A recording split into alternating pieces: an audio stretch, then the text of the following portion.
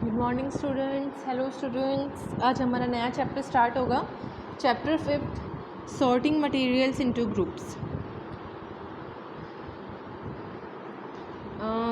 Classifications, placing और sorting similar things together is called grouping. तो ठीक है, अब हम इस चैप्टर में देखेंगे कि हम जो अलग अलग चीज़ें जो डेली बेसिस पे हम जिन्हें देखते हैं, ठीक है, जिनके टच में हम आते हैं, ये जिन्हें हम नहीं भी देखते, जिनके टच में हम नहीं भी आते, उन्हें कैसे ग्रुपिंग करनी है, ठीक है, उनके साइज़ के अकॉर्डिंग या उनके मटेरियल के अकॉर्डिंग हम लोग मटेरियल्स को ग्रुप्स के अंदर रखेंगे। तो जो अलग अलग चीज़ें हैं, जो भी चीज़ें थिंग्स वगैरह हमारे आसपास हैं, उन्हें उनके सिमिलर चीज़ों के अकॉर्डिंग रखना, प्लेस करना ही ग्रुपिंग कहलाता है। Objects are made up of materials, ठीक है, अब जितने भी ऑब्जेक्ट्स हैं वो सब मटेरियल्स के बनते हैं।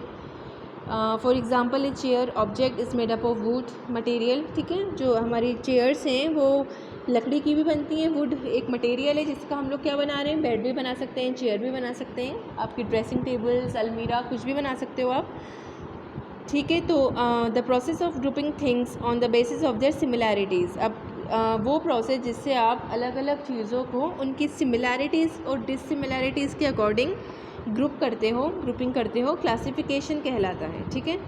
उनको क्लासीफाई करना, क्लासीफाई क्या है कि वो चीज़ कैसी है, किस मटेरियल की बनी है, उसका साइज़ क्या है, उसका टेक्सचर क्या है, यही क्लासिफिकेशन है। We may group things in our cupboards on the basis of where size, shape, texture, use etcetera. आप देखिए हमारे जो कपबोर्ड्स होते हैं, किचन में भी होते हैं कपबोर्ड्स वगैरह, ठीक है, आपके रूम्स में भी होते हैं। तो आपके पास जो भी चीज़ें हैं, कपड़े हुए, जूते हुए, आपके बैंगल्स या एनीथिंग, आप उन सब चीज़ों को उनकी शेप्स के अकॉर्डिंग ही रखते हो, या आप उनको कैसे इस्तेमाल करते हो, पुरानी चीज़ों को पीछे रखोगे, नई चीज़ों को पहले रखोगे, ठीक है, अपना अपना क्राइटेरिया होता है सब कुछ करने का। What other ways do you use to group things in your cupboard? और भी अलग अलग आपके पास होंगे, अदर वेज होंगे आपके चीज़ों को रखने के अपने कबर्ड्स के अंदर, या और भी चीज़ों को रखने के। Grouping based on properties of material. अब हम लोग यहाँ पे कैसे ग्रुपिंग कर रहे हैं, प्रॉपर्टी, मटेरियल की प्रॉपर्टी को देखते हुए, ठीक है। अभी पढ़ते हैं कि वो क्या क्या मटेरियल प्रॉपर्टीज़ हैं। We can use several criteria to group objects. अब हमारे पास बहुत सारे क्राइटेरियाज हैं किसी भी ऑब्जेक्ट को ग्रुप करने के लिए, यानी उनको छांटने के लिए।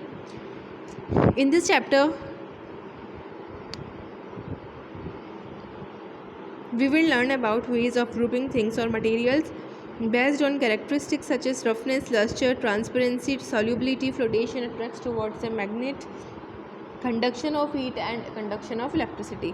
अब यहाँ कुछ आपके टॉपिक्स आए हैं जिनके बेसिस पर हम चीज़ों को क्लासीफाई करेंगे, ग्रुप करेंगे, ठीक है। Roughness, with your palm touch the surface of the bark of a tree and that of a mirror. अब आप ऐसा करिए, हमें क्या करना है, हमारी जो हथेली है, पाम है, उससे पहले तो हमें जो पेड़ की छाल है, जो ऊपर का जो सरफेस होता है ना, स्टेम ब्राउन ब्राउन कलर का, उसको छूना है, टच करना है, ठीक है। फिर उसी हाथ से क्या करिए, आप अपने मिरर को टच करिए। मिरर्स आप जानते ही हैं। तो मिरर की सरफेस और बार्क की सरफेस में आपको कितना फ़र्क नज़र आएगा उसको टच करने पे। The bark of a tree feels rough, uneven, bumpy और एंड ए मिरर स्मूथ। तो क्या है, जो पेड़ की छाल है वो तो काफ़ी रफ़ होगी, ठीक है, कठोर होगी, अनइवन होगी, यानी एक जैसी नहीं होगी। जैसे मिरर एकदम प्लेन होता है, बार्क ऐसी नहीं होगी, कहीं बम्पी होगी, यानी जैसे सड़क पे आपके स्पीड ब्रेकर्स बने होते हैं ना बम्प शेप के, वैसे निकला होगा उसमें। और जो मिरर की सरफेस है वो बहुत स्मूथ होगी। One way of grouping materials is by grouping them as rough or smooth. और एक और हमारे पास वे है, एक और तरीका है सब्सटेंस को ग्रुप करने का, उनकी स्मूथनेस और रफनेस को देखते हुए। Example of rough surface, rough materials are rocks, sandpaper, coir and bark of tree. अब देखिए यहाँ पे कुछ रफ सरफेस के एग्जाम्पल्स आए हैं, ठीक है, तो ये सारे एग्जाम्पल्स हैं रफ सरफेस के। Now examples of smooth materials are glass, flower,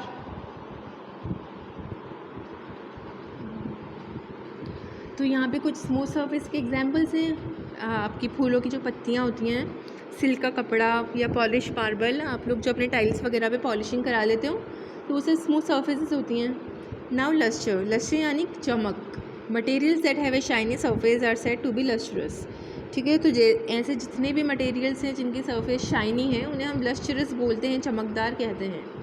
metals for example gold and silver are lustrous and therefore used to make jewellery and decorative articles. अब देखिए जितने भी मेटल्स होते हैं ये काफ़ी लस्ट्रस होते हैं, चमकीले होते हैं, इसलिए हम लोग क्या करते हैं, कुछ डेकोरेटिव आर्टिकल्स और ज्वेलरी बनाने के काम में लेते हैं। You can also observe lustre in iron in a freshly cut iron rod. अब जब हम एक लोहे के रॉड को काटते हैं तो जो कटा हुआ हिस्सा होता है वो भी बहुत चमकीला होता है, तो हम वहाँ पे भी चमक देख सकते हैं एक आयरन रॉड के अंदर। नाउ ट्रांसपेरेंसी का मतलब होता है पारदर्शिता, यानी ऐसे जितनी भी चीज़ें जिनके आर पार आप देख सकते हो ट्रांसपेरेंट चीज़ें कहलाती हैं, और यही प्रॉपर्टी उनकी ट्रांसपेरेंसी होती है। Materials that allow light to pass through them completely are called transparent. अब देखिए वो जितने भी मटेरियल हैं जो रोशनी को आर पार अपने अंदर से पास आउट करवा देते हैं, ट्रांसपेरेंट मटेरियल कहलाते हैं। For example clear glass, air, clear water, clear plastics. अब यहाँ पे कुछ एग्जांपल्स आ गए। आपकी जो पॉलीथीन्स होती हैं ना, पन्नियाँ वाइट कलर की जिससे आप ग्रॉसरीज वगैरह फ्रूट्स लेकर आते हो, तो वो भी प्लास्टिक की ही एक फॉर्म है। ठीक है, लो डेंसिटी प्लास्टिक होता है वो। तो ये सब क्या है, ट्रांसपेरेंट मटेरियल्स के एग्जांपल हैं। Materials that do not allow light to pass through them are called opaque objects. अब देखिए ओपेक ऑब्जेक्ट्स होते हैं जो ऐसे मटेरियल्स जो अपने अंदर से लाइट को पास आउट नहीं होने देते। देखिए यहाँ पे आपकी अचार की बरनी दे रखी है, यहाँ पे आपकी वुड हुआ, ये भी एक ओपेक मटेरियल है, आपको वुड के आर पार नहीं दिख रहा। आपके सारे मेटल्स ओपेक मटेरियल होते हैं, आपकी घरों की दीवारें, पंखा वगैरह ये सब क्या है, आपकी डेस्क, सब ओपेक मटेरियल है। ठीक है, आप लोग के पाँव आपके डेस्क के नीचे होते हैं, लेकिन आप जब चेयर पे बैठते हो पर आप उसे आप नहीं देख सकते डेस्क के ऊपर से, आपको अपना सर नीचे लेके जाना पड़ेगा, कोई बाई चांस आपके कुछ पैर पे लग गई तो वो चीज़ देखने के लिए। Materials that partially allow light to pass through them are called translucent. तो ऐसे मटेरियल जो अपने अंदर से लाइट को पार्शियली पास आउट करवाते हैं। पार्शियली मीन्स आपको अगर धुंधला दिखाई दे, देखिए ये ट्रांसलूसेंट मटेरियल है। Colourful glass, examples are oily papers, ठीक है, frosted glass and coloured water. Frosted glass भी ऐसे ही होते हैं, कलर वाले ग्लास हुए हुए, ठीक है, कलर वाटर हुए, ये सब क्या है, ऑयली पेपर्स, ये सब ट्रांसल्यूसेंट मटेरियल के एग्जाम्पल हैं। Why are in window panes made up of glass and not wood. अब विंडो पेन्स जो होते हैं वो ग्लास के क्यों बनाए जाते हैं, वुड की क्यों नहीं, क्योंकि हम उससे आर पार देख सकते हैं, वुड से आप आर पार नहीं देख सकते। ठीक है, जो विंडो पेन्स आप बनाते हो, पैनल्स बनाते हो, तो वो इसलिए ग्लास के बनाए जाते हैं। कुछ ब्लड ग्लास के भी बनते हैं, आजकल ओपेक भी बनने लग गए हैं बहुत ज़्यादा, उसके अंदर आप कुछ पन्नी वन्नी लगा देते हो ग्लास के बीच में से, तो आर पार कोई चीज़ नज़र नहीं आती। State all substances can be grouped on the basis of three main physical state: solid, liquid and gas. अब देखिए यहाँ बहुत से जितने भी सब्सटेंसेज हैं, नॉट एनी बल्कि ऑल, जितने भी सब्सटेंसेज हैं आप उन्हें स्टेट के बेसिस पर तीन चीज़ों पर, तीन फिजिकल स्टेट्स में डिवाइड कर सकते हैं कि वो सब्सटेंस सॉलिड फॉर्म में है या लिक्विड फॉर्म में है या गैस फॉर्म में है। ठीक है, सॉलिड्स, तो जो भी हम आसपास हमारी चीज़ें देख रहे हैं वो सब सॉलिड फॉर्म में हैं। Solids they have a definite shape and volume. अब ये बताएंगे इन तीनों चीज़ों में क्या फ़र्क होता है, सॉलिड कैसा होता है, लिक्विड कैसा होता है और गैस कैसा होता है, क्या डिफरेंसेस हैं इन तीनों में। तो जो सॉलिड्स होते हैं उनके जो शेप होते हैं वो फिक्स होते हैं, डेफिनेट होते हैं, और उनकी वॉल्यूम भी डेफिनेट होती है। ठीक है, वो अभी पढ़ेंगे अपन। जैसे लिक्विड्स होते हैं, आप उन्हें जिस भी यूटेंसिल्स में डालोगे वो उन्हीं का शेप ले लेते हैं, उन्हीं की वॉल्यूम, तो ऐसा इनमें नहीं होता। They can not be compressed, examples are rock and ice. अब देखिए इन्हें आप कंप्रेस्ड यानी दबा नहीं सकते। एग्जाम्पल्स आए हैं यहाँ पे दो, एक तो आइस है, आइस को आप दबाने की कोशिश करोगे तो वो टूट जाएगी, और वैसे ही रॉक्स के साथ भी हैं। नाउ लिक्विड, अब लिक्विड में क्या होता है, they have a definite volume but no definite shape. अब इनकी वॉल्यूम तो डेफिनाइट होती है लेकिन इनका शेप डेफिनेट नहीं होता। They take the shape of the container they are poured in। अब हम लिक्विड्स को जिस भी कंटेनर में रखेंगे ये उन्हीं का ही शेप ले लेंगे। They can only be compressed to a small extent. For examples are milk and water. ठीक है, अब आप इन्हें कुछ हद तक ही कंप्रेस कर सकते हो। अब यहाँ पे दो एग्जाम्पल्स आए हैं, milk and water. Gases, they do not have a definite shape और वॉल्यूम। अब गैसेस की तो ना शेप डेफिनाइट होता है ना वॉल्यूम डेफिनेट होता। They are highly compressible. Examples are oxygen and water vapour. अब ये बहुत ज़्यादा कंप्रेसिबल होती हैं। आपके पास जो सिलेंडर्स, गैस के सिलेंडर्स घरों पर आते हैं, ऑक्सीजन सिलेंडर्स आपके मिल रहे थे अभी कोरोना की वजह से, घरों पे भी प्रोवाइडेबल थे और हॉस्पिटल्स में तो होते ही हैं। फायर एक्सटिंग्विशर्स होते हैं, उसमें भी गैस भरी जाती है। तो वो बहुत सारी गैस होती है जिसे आप कंप्रेस कर करके दबा कर उस सिलेंडर में भरते हो। अब यहाँ पे कुछ 2 एग्जाम्पल्स दिए हैं। ऑक्सीजन, एक तो ऑक्सीजन का एग्जाम्पल है और दूसरा है वाटर वेपर यानी भाप। ठीक है। Now come on to solubility. Some materials dissolve or completely mixed with a liquid, whereas several others do not dissolve or mix with a given solid, given liquid, sorry not solid। तो देखिए, हमने हमारी daily life में एक चीज़ observe की होगी कि बहुत सी ऐसी चीज़ें हैं, मटेरियल हैं, सॉलिड चीज़ें जो कि लिक्विड के अंदर डिज़ोल्व हो जाती हैं, कैसा भी लिक्विड हो। ठीक है। सारी ही चीज़ें एक ही लिक्विड में डिज़ोल्व नहीं होती। जैसे कि कुछ चीज़ें ऐसी हैं जो वाटर में डिज़ोल्व नहीं होती, लेकिन ऑयल्स वगैरह में, कैरोसिन में, इनमें डिज़ोल्व हो जाती हैं। कुछ वाटर में डिज़ोल्व हो जाती हैं, कैरोसिन इनमें नहीं होती। तो ऐसा होता है, कुछ सॉलिड चीज़ें मतलब अलग अलग लिक्विड्स में डिज़ोल्व होती हैं। तो जो चीज़ें डिज़ोल्व हो जाती हैं, सॉल्युबिलिटी ऑफ सॉलिड्स, देखिए, solid substances that dissolve in a given liquid are called soluble substance. तो जितने भी सॉलिड सब्सटेंसेज होते हैं, अगर वो किसी लिक्विड के अंदर डिज़ोल्व हो जाएं तो वो सॉल्युबल सब्सटेंस यानी घुलने वाले सब्सटेंस कहलाते हैं। For example, common salt and sugar are soluble in water. अब यहाँ पे 2 आपको एग्जाम्पल दिए गए हैं जो वाटर के अंदर सॉल्युबल हैं। ठीक है। Solid substances that do not dissolve in a given liquid are called insoluble water, और sorry insoluble substances.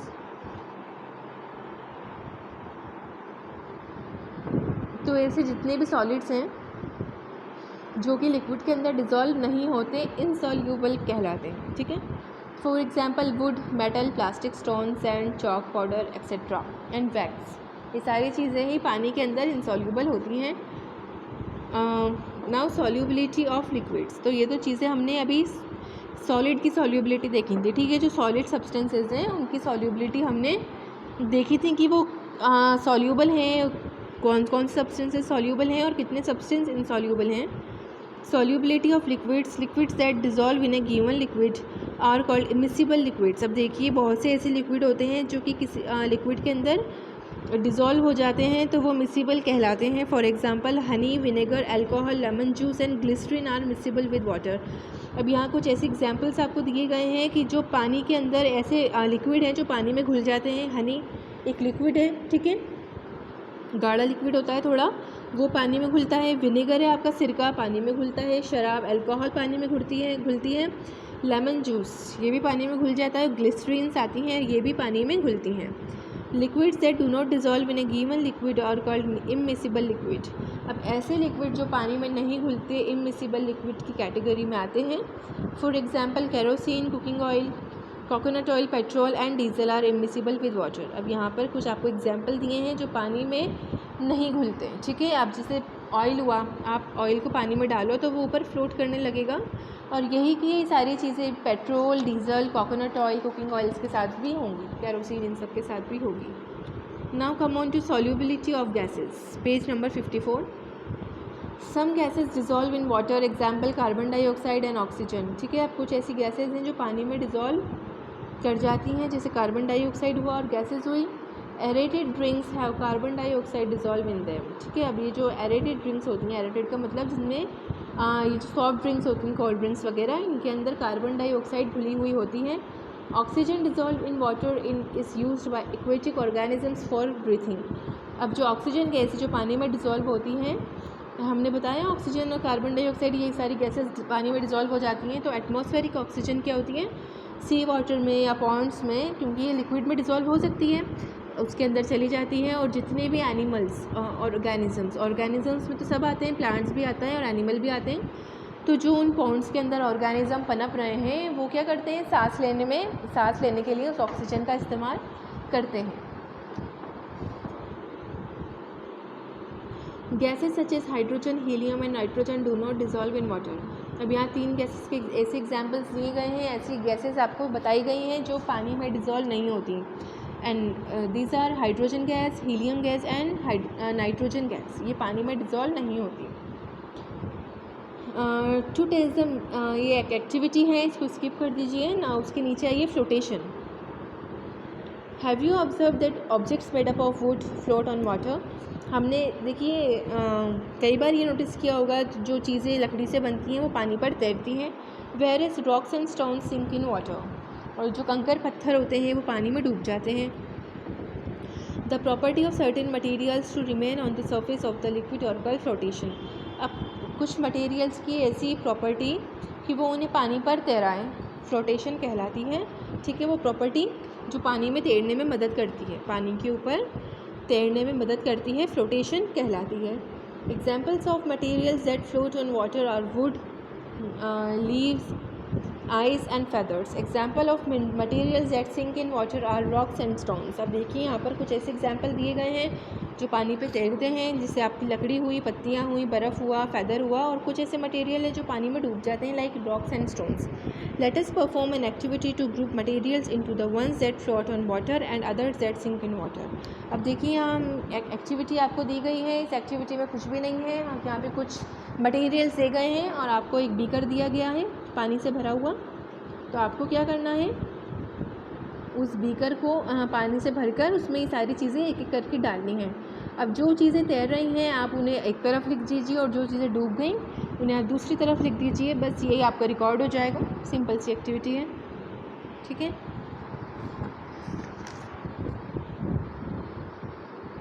Now attraction towards a magnet, page number 56।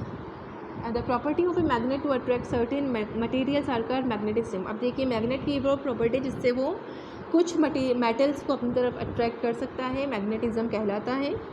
ठीक है, चुंबकीय। Materials that are attracted to a magnet are called magnetic material. अब वो जितने भी materials हैं जो एक मैग्नेट की तरफ अट्रैक्ट हो जाए, मैग्नेटिक मटेरियल कहलाते हैं। Examples of magnetic materials are iron, cobalt and nickel. ये 3 एग्जाम्पल्स हैं मैग्नेटिक मटेरियल के। जो कोबाल्ट और निकल है ये भी एक मेटल है। आप पढ़ेंगे आपकी 7th क्लास में कि जो मेटल्स होते हैं, काफ़ी सारे मेटल्स होते हैं। आपका गोल्ड हुआ, सिल्वर, एल्युमिनियम, कोबाल्ट, आयरन, निकल, ये सब क्या है, मेटल्स होते हैं। तो नॉर्मली हम आयरन मेटल के कांटेक्ट में ज़्यादा आते हैं, लोहे से बनी चीज़ों के कांटेक्ट में।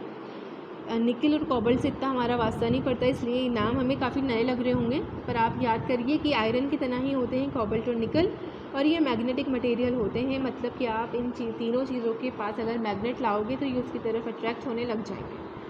Examples of non magnetic materials are wood, paper and plastics. अब ये 3 चीज़ें ऐसी आई हैं जिसके पास अगर आप मैग्नेट को लेकर जाएंगे तो ये उसकी तरफ अट्रैक्ट नहीं होगी, वुड, पेपर और प्लास्टिक्स। इसलिए हम लोग क्या करते हैं, आप देखिए जो कॉपर वायर्स, आपकी इलेक्ट्रिसिटी के जो वायर्स होते हैं ये कॉपर मेटल के बने होते हैं। कॉपर भी एक मेटल है, तांबा, जिसके बर्तन भी बनाए जाते हैं। कॉपर की ग्लास वगैरह में आप पानी पीते हो, तो कॉपर के अंदर इलेक्ट्रिसिटी का कंडक्शन अपन आगे पढ़ेंगे, बहुत फास्ट होता है, बहुत तेज़ होता है और बहुत अच्छे तरीके से होता है, और ये चीप रेट का भी होता है। कॉपर ज़्यादा महंगा भी नहीं है। तो कॉपर को हम लोग क्या करते हैं, एज ए वायर इस्तेमाल करते हैं। जो आपकी बैटरीज़ वगैरह में वायर होते हैं, आपके ईयरपोड्स में, इन सब में जो वायर्स होते हैं ये कॉपर के ही बने होते हैं, नॉट बैटरी में, चार्जर में। ठीक है, और आपकी जो इलेक्ट्रिसिटी है जिन भी वायर से रन कर रही है ये भी किसका बना होता है, कॉपर का ही बना होता है।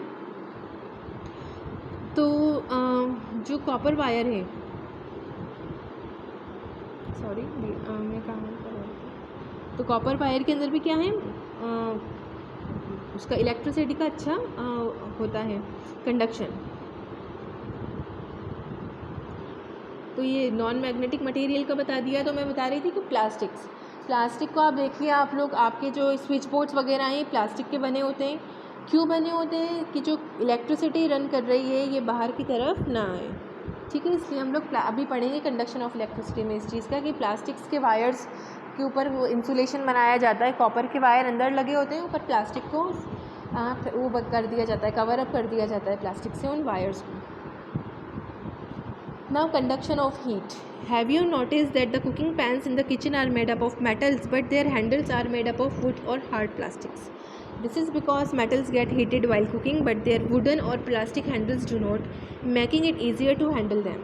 अब देखिए हमने हमारी नॉर्मल लाइफ में, नॉर्मली घरों में आपने देखा होगा जो कुकिंग यूटेंसिल्स होते हैं, बर्तन होते हैं, उनका जो बेस होता है, ठीक है, बेसिक जो पार्ट होता है नीचे का जिसमें हम खाना पकाते हैं वो तो मेटल का बना होता है, और जो उनका हैंडल होता है वो आप देखिएगा पेज नंबर 56 पे फिगर 5.8 पर प्लास्टिक का बना होता है। ऐसा इसलिए होता है कि जो मेटल्स होते हैं वो इजीली गर्म हो जाते हैं, और जो प्लास्टिक और वुड है वो जल्दी गर्म नहीं होता, उसके अंदर हीट का कंडक्शन फ्लो नहीं होता।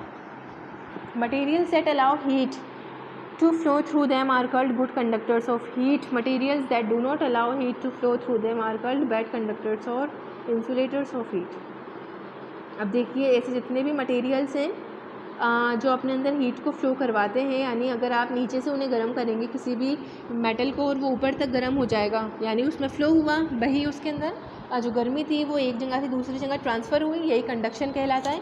कंडक्शन का एक जगह से दूसरी जगह ट्रांसफ़र होना ही कंडक्शन का मतलब होता है।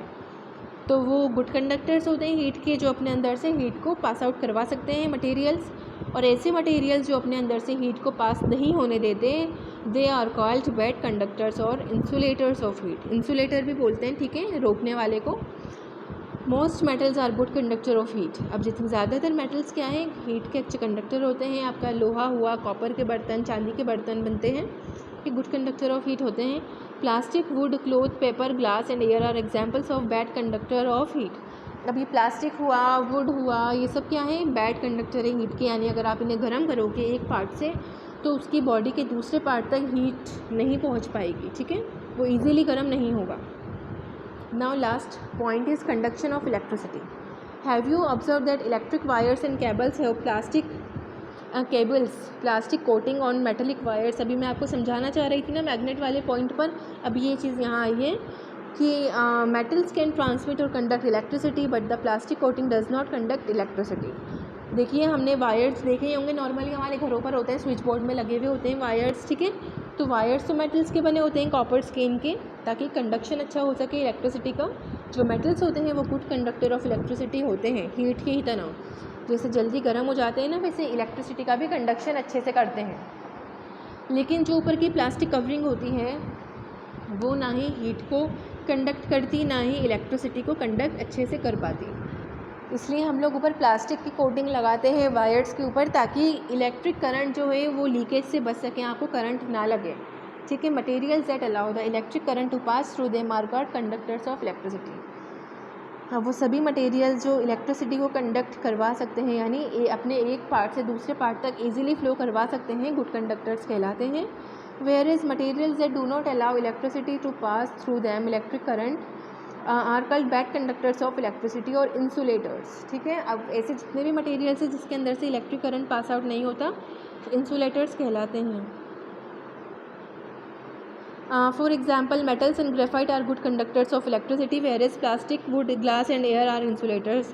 अब देखिए यहाँ पे कुछ आपको गुड कंडक्टर्स दे रखे हैं इलेक्ट्रिसिटी के, like metals and graphite. Graphite होती है वो आपकी पेंसिल के ऊपर जो ब्लैक कलर का नोक होती है ना, उसको ग्रेफाइट की बनी होती है वो। और प्लास्टिक, वुड्स, ये सब क्या है, बैड कंडक्टर हैं इलेक्ट्रिसिटी के। ये आपका चैप्टर कंप्लीट हुआ। इस चैप्टर में हमने कंडक्शन पढ़ा इलेक्ट्रिसिटी का, हीट का कंडक्शन, मैग्नेटिज्म देखा।